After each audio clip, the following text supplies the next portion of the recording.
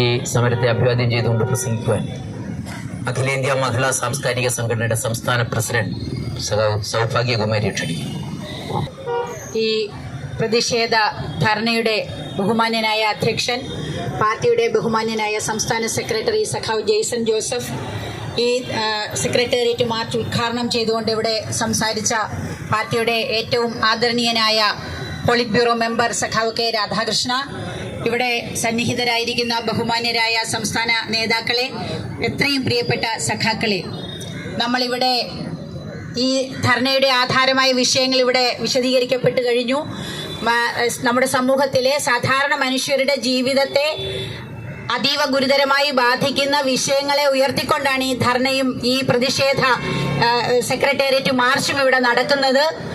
ഇവിടെ പറഞ്ഞതുപോലെ ലേബർ കോഡിനെതിരെ, അതായത് കേന്ദ്ര സർക്കാർ ആവിഷ്കരിച്ച് നടപ്പാക്കുന്ന ലേബർ കോഡിനെതിരെ, തൊഴിലില്ലായ്മയ്ക്കെതിരെ, അതുപോലെ ചികിത്സാ സംവിധാനങ്ങൾ, ജനാനുകൂലമായ ചികിത്സാ സംവിധാനങ്ങൾ ഇല്ലാത്തതിനെതിരെ, അങ്ങനെ മനുഷ്യ ജീവിതത്തിന്റെ അടിസ്ഥാന വിഷയങ്ങൾ ഉന്നയിച്ചുകൊണ്ടാണ് ഈ സമരം. അതിൽ ലേബർ കോഡുകളുടെ വിശദാംശങ്ങൾ ഇവിടെ പറഞ്ഞു. അതിന്റെ ഒരു പോയിന്റ് മാത്രം ഞാൻ പറയാൻ ഉദ്ദേശിക്കുകയാണ്. ഇന്ന് ലേബർ കോഡുകൾ ഈ കേരളത്തിൽ അത് നടപ്പാക്കിയാൽ ഈ രാജ്യത്ത് ഏറ്റവും കൂടുതൽ അതിന്റെ തിക്തഫലം അനുഭവിക്കേണ്ടി വരുന്നത് നമ്മുടെ നാട്ടിലെ സ്ത്രീ തൊഴിലാളികളാണ് എന്ന് ഞാൻ അടിവരയിട്ട് പറയുവാൻ ആഗ്രഹിക്കുകയാണ്. 8 മണിക്കൂർ അധ്വാനം, 8 മണിക്കൂർ വിശ്രമം, 8 മണിക്കൂർ വിനോദം എന്ന തൊഴിലാളി ചോര ചിന്തി നേടിയെടുത്ത അവകാശങ്ങളെ ഈ ലേബർ കോഡ് സ്ഥാപിക്കുന്നതിലൂടെ നിരാകരിക്കപ്പെടുകയാണ്, അത് നിഷേധിക്കപ്പെടുകയാണ്. തീർച്ചയായും നമ്മുടെ നാട്ടിലെ സ്ത്രീ തൊഴിലാളികൾ, നമുക്കറിയാം, ഇന്ന് നമ്മുടെ നാട്ടിലെ സ്ത്രീകൾ ഏതെങ്കിലുമൊക്കെ മേഖലയിൽ സംഘടിതമോ അസംഘടിതമോ ആയ മേഖലകളിൽ പണിയെടുത്തുകൊണ്ടാണ് അവരുടെ ജീവിതം മുന്നോട്ട് കൊണ്ടുപോകാൻ ശ്രമിക്കുന്നത്. അവരുടെ കൂടി ഇന്ന് സ്ത്രീകളുടെ കൂടി വരുമാനം കൂട്ടിച്ചേർത്ത് വെച്ചാൽ പോലും നമ്മുടെ കുടുംബങ്ങൾ മുന്നോട്ട് പോകാൻ കഴിയാത്ത ഒരു സ്ഥിതിയാണ്. അത്രമേൽ വിലക്കയറ്റവും അത്രമേൽ ചാർജ് വർധനവും അത്രമേൽ ഭീതിതമായ എല്ലാവിധ ജീവിത ചെലവുകളും വർദ്ധിച്ചു വരുന്ന സാഹചര്യത്തിൽ സ്ത്രീകൾക്ക് തൊഴിലെടുക്കുവാൻ പോകാതെ നിർവാഹമില്ലാത്ത സാഹചര്യത്തിൽ ഇത്തരത്തിലുള്ള ലേബർ കോഡുകൾ സ്ഥാപിക്കുന്നതിലൂടെ സ്ത്രീകൾക്ക് ഇപ്പോൾ തന്നെ നമുക്കറിയാം, മിനിമം കൂലി എന്ന് പറയുന്നത് സ്ത്രീകൾ പണിയെടുക്കുന്ന മേഖലകളിലില്ല. സർക്കാർ മേഖലയിൽ അല്ലാതെ സ്ത്രീകൾ പണിയെടുക്കുന്ന മേഖലകളിലൊന്നും മിനിമം കൂലി ഉറപ്പാക്കപ്പെടുന്നില്ല. നമുക്കറിയാം, ആശാ വർക്കർമാർ മിനിമം കൂലി വേണമെന്ന് പറഞ്ഞുകൊണ്ടാണ് ഇവിടെ സമരം ചെയ്തത്. അംഗൻവാടി ടീച്ചർമാർ, ഹെൽപ്പർമാർ, ഹരിതകർമ്മസേന, അതുപോലെ സ്വകാര്യ ആശുപത്രികളിലെ നേഴ്സുമാർ ഇപ്പോൾ ശമ്പള കൂടുതലിന് വേണ്ടി അവർ സമരം ചെയ്യുന്നു. അപ്പോൾ ഈ മേഖലകളെല്ലാം ഒന്ന് എടുത്തു നോക്കിയാൽ സ്ത്രീകൾക്ക് വളരെ കുറച്ച് ശമ്പളം കൊടുത്താൽ മതി, കൂലി കൊടുത്താൽ മതി എന്ന സങ്കല്പം എങ്ങനെയോ നമ്മുടെ നാട്ടിൽ വന്നിരിക്കുകയാണ്. ഇതിനെയെല്ലാം അരക്കെട്ടുറപ്പിക്കുകയാണ് ഈ തൊഴിൽ കോഡുകളിലൂടെ സംഭവിക്കുന്നത്. അതിനെതിരെയുള്ള ഒരു സമരമാണ് ആശാ വർക്കർമാർ നടത്തിയത്. ഞങ്ങൾക്ക് എന്തെങ്കിലും തന്നാൽ പോരാ, മാന്യമായി മിനിമം കൂലിയെങ്കിലും ഞങ്ങൾക്ക് തരണമെന്ന ആവശ്യം ഉന്നയിച്ചുകൊണ്ടാണ് ആശാ വർക്കർമാർ സമരം ചെയ്തത്. അതുകൊണ്ട് ഞാൻ പറയുന്നത്, ഈ തൊഴിൽ കോഡുകൾ ഈ കേരളത്തിൽ എന്നല്ല ഇന്ത്യയിൽ പണിയെടുക്കുന്ന സ്ത്രീകളുടെ പട്ടണ തീർക്കുമെന്നതിന് യാതൊരു സംശയവുമില്ല. അതുപോലെ തന്നെ സാംസ്കാരിക ജീർണത ഈ കേരളത്തിൽ സൃഷ്ടിച്ചിരിക്കുന്ന, എന്താണ് പറഞ്ഞത്, സ്ത്രീകൾക്കൊപ്പം സ്ത്രീ സുരക്ഷയുടെ 10 വർഷങ്ങൾ, സ്ത്രീ സുരക്ഷയുടെ 10 വർഷങ്ങളാണ് ഈ കഴിഞ്ഞത്. ആണോ? അവൾക്കൊപ്പമുള്ള 10 വർഷങ്ങളാണ് ഈ കഴിഞ്ഞതെന്ന്. ഈ കഴിഞ്ഞ 10 വർഷങ്ങൾ ഈ കേരളത്തിൽ നടന്ന സ്ത്രീ പീഡനങ്ങൾ, ഡൊമസ്റ്റിക് വയലൻസുകൾ, സ്ത്രീധന പീഡനങ്ങൾ, കൊലപാതകങ്ങൾ, മദ്യത്തിന്റെ ആഘാതം മൂലം ഉണ്ടായിരിക്കുന്ന അതിക്രമങ്ങൾ, കൊലപാതകങ്ങൾ എത്രയോ ഈ കേരളത്തിൽ നടക്കുന്നു.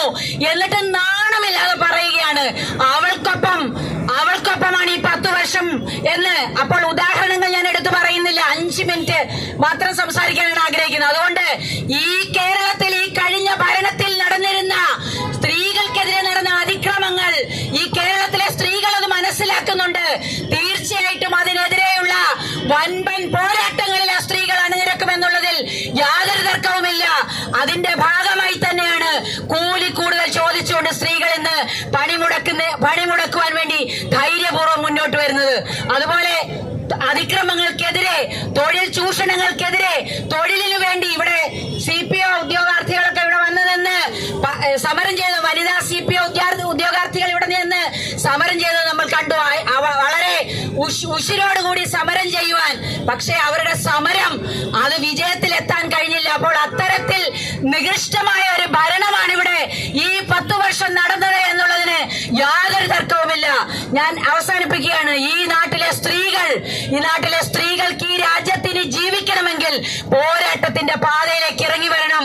അഖിലേന്ത്യാ മഹിളാ സാംസ്കാരിക സംഘടന നാട്ടിലെ സ്ത്രീകളെ സംഘടിപ്പിച്ചുകൊണ്ട് വലിയ പോരാട്ടങ്ങൾ പടുത്തുയർത്തുന്നതിനുള്ള പരിശ്രമങ്ങൾ നടത്തിക്കൊണ്ടിരിക്കുകയാണ്. അതിന്റെ ഭാഗമായിട്ടാണ് ഇവിടെ ഒരു സംസ്ഥാന സമ്മേളനം കഴിഞ്ഞ മാസം നടന്നു. ഈ കേരളത്തിലെ പണിയെടുക്കുന്ന സ്ത്രീകൾ, ഈ കേരളത്തിലെ അഭ്യുന്നതി ആഗ്രഹിക്കുന്ന, മോചനം ആഗ്രഹിക്കുന്ന സ്ത്രീകൾ, അവർ ആ സമ്മേളനത്തോടൊപ്പം ചേർന്ന് നിന്നു. തീർച്ചയായിട്ടും ഈ സമരങ്ങളോടൊപ്പം, ഈ പോരാട്ടങ്ങളോടൊപ്പം നമുക്കറിയാം നമ്മുടെ നാട്ടിലെ സാധാരണ തൊഴിലാളികളുടെ വിമോചന പോരാട്ടങ്ങളുമായി കണ്ണി ചേർത്തുകൊണ്ട് സ്ത്രീകളുടെ പോരാട്ടങ്ങളെ മുന്നോട്ട് കൊണ്ടുപോകേണ്ടതായിട്ടുണ്ട്. സമൂഹത്തിന്റെ മൊത്തത്തിലുള്ള മോചനം സാധ്യമാകുമ്പോൾ മാത്രമാണ് സ്ത്രീകൾക്ക് ആത്യന്തികമായ മോചനം ഉണ്ടാകുന്നത്.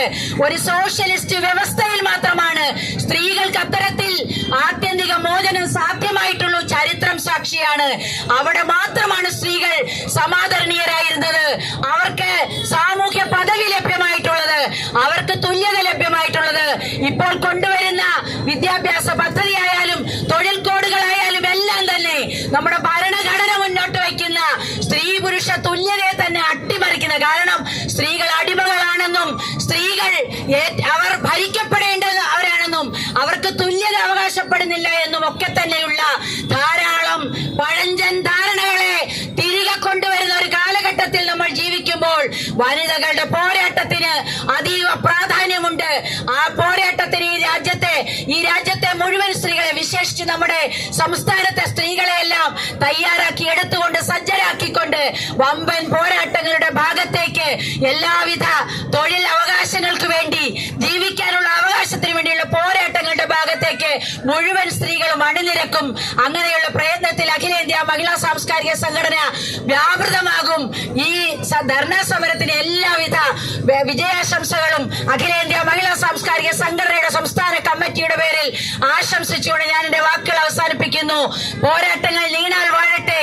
ഇൻക്ലാബ് സിന്ദാബാദ്, SUC കമ്മ്യൂണിസ്റ്റ് സിന്ദാബാദ്, തൊഴിലാളി ഐക്യം സിന്ദാബാദ്.